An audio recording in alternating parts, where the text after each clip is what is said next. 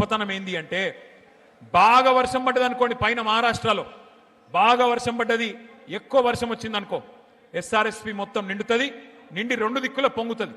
ఇటు కడెం మీదకి వెళ్ళి ఎల్లంపల్లికి నీళ్ళు వస్తాయి. ఇంకో దిక్కు వరద కాలువ నుంచి బ్రహ్మాండంగా మనకు డైరెక్ట్గా మిడ్మానేరుకి నీళ్ళు వస్తాయి. బాగా వర్షం పడితే ఒక మోస్తరుగా వర్షం పడ్డది, సాధారణంగా పడ్డది అనుకో, అప్పుడు కూడా మనం ఇక్కడికి ఎల్లంపల్లి నుంచి ఇట్లా పైకి నీళ్లు లిఫ్ట్ చేసుకోవచ్చు.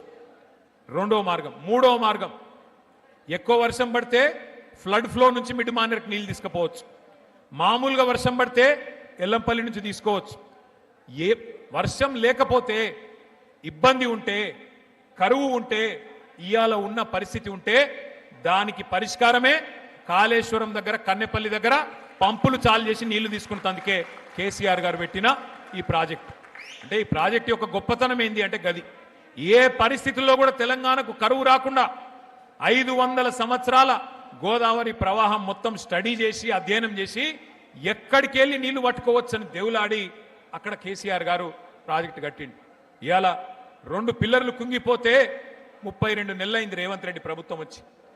మరి మొన్న నేను ఒక రైతును చూసిన మాట్లాడంగా ఎంత అద్భుతంగా మాట్లాడిండు ఆయన అంటే, అవునయ్యా కేసీఆర్ కట్టిండు, చిన్న సమస్య వచ్చింది, ఏం నీకు సుతారావులు లేరా, మేస్త్రీలు లేరా, సిమెంట్ బస్తాలు లేవా, ఏం చేస్తున్నావు, ఎందుకు రిపేర్ చేయవు, ఎందుకు రైతుకు నీళ్ళు ఇయ్యవు అని చెప్పి ఒక రైతు నిలదీసిండు.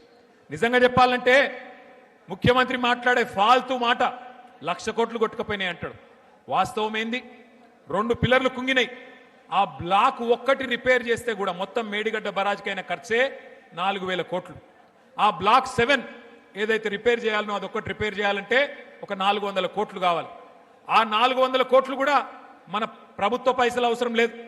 ఎల్ఎన్టీ అనే కంపెనీ మేమే కడతాం, మేమే పెడతాం, మీ పైసనే వద్దు అని ఉత్తరం రాస్తే కూడా ఈ మూర్ఖపు ముఖ్యమంత్రి ఎక్కడ మళ్ళా నేను ఇన్ని రోజులు చేసిన ప్రచారం, రాహుల్ గాంధీని తీసుకొచ్చి చూపెట్టిన సినిమా నేను దొంగనని మళ్ళా దొరికిపోతా అని చెప్పి ఆ ఎల్ఎన్టీ కంపెనీని కూడా బెదిరించి ఎలగొట్టిండు తప్ప 32 నెలలే దాన్ని ముడతలేడు. ఇవాళ ఎందుకు వచ్చింది, కాంగ్రెస్ తెచ్చిన కరువు అని నేను ఎందుకంటున్నా, గోదావరిలో నీళ్లుండి ఎల్లంపల్లికి నీళ్లు దాసుకురాలని నీళ్లు ఎత్తిపోయలేని అసమర్థ ప్రభుత్వం, కావాలని నీళ్లు ఎత్తకుండా ఇలా రైతులను సతాయిస్తున్న మూర్ఖపు ప్రభుత్వం ఉన్నది. కాబట్టే ఇది కాలం తెచ్చిన కరువు కాదు, కాంగ్రెస్ తెచ్చిన కరువు అని చెప్పి నేను అంటా ఉన్నా.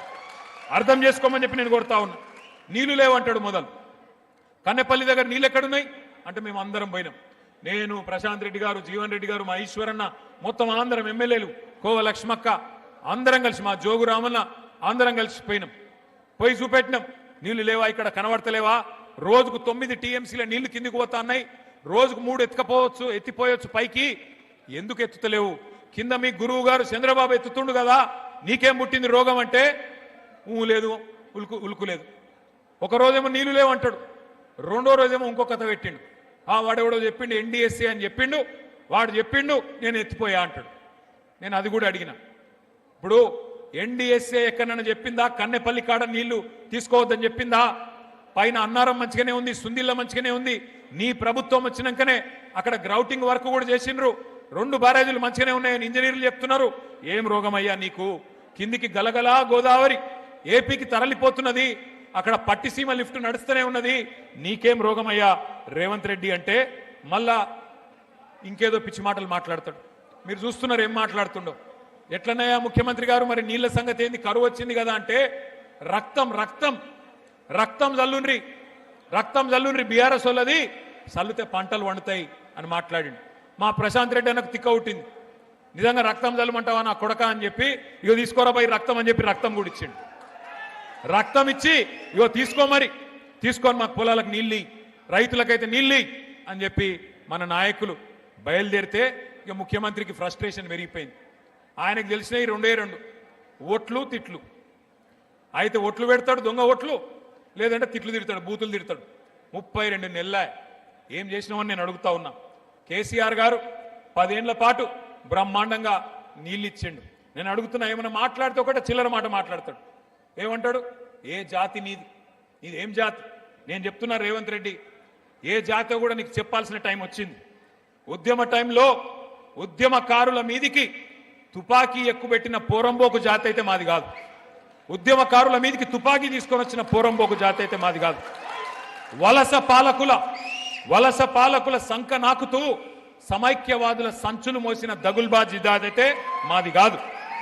తెలంగాణ తొలి ప్రభుత్వాన్ని 50 లక్షల రూపాయలతో ఒక ఎమ్మెల్యేను కొనుగోలు చేసి దొరికిపోయిన లుచ్చా జాతి అయితే మాది కాదు. తెలంగాణ సాగునీటి ప్రాజెక్టుల మీద 100ల కొద్ది కేసులు వేసి ఆపాలను చూసిన దివానగాళ్ల బ్యాచ్ అయితే మాది కాదు. అబద్ధాలు, విద్వేషాలు, బూతులతో ప్రజల్ని రెచ్చగొట్టి బతికిన చిల్లర జాతి మాది కాదు. ప్రాజెక్టులను బాంబులతో పేల్చేసే అధమ జాతి మాది కాదు. నీళ్లున్నా ఇచ్చే వ్యవస్థ ఉన్నా జనాలకు అందించలేని అసమర్థ జాతి కాదు మాది రేవంత్ రెడ్డి. ఉద్యోగాలు అడిగితే ఎండ్రిందాగుమని, బాయిల దుంకుమని, నీళ్లు అడిగితే రక్తం జల్లుకొమ్మని రాక్షస జాతి మాటలు మాట్లాడే జాతి మాది కాదు. అన్ని బాగు చేసి అప్పజెప్పినా ప్రజారంజకంగా పరిపాలించకుండా వానికి వీనికి మూటలు మోసి జనాలను హింసించే రాక్షస నికృష్ట జాతి మాది కాదు. తెలంగాణలో ఉన్నాయి రెండు జాతులు. ఒకటి తెలంగాణను ప్రేమించే జాతి, రెండోది రాష్ట్రానికి ద్రోహం చేసే జాతి. ఎవడిది ఏ జాతో తెలంగాణ ప్రజలకు బాగా తెలుసు. ఎవరు తెలంగాణ తెచ్చిండ్రో, ఎవరు తెలంగాణను ఇవాళ వంచిస్తున్నాడో, ఎవడు తెలంగాణకు అన్యాయం చేస్తున్నాడో అందరికీ తెలుసు.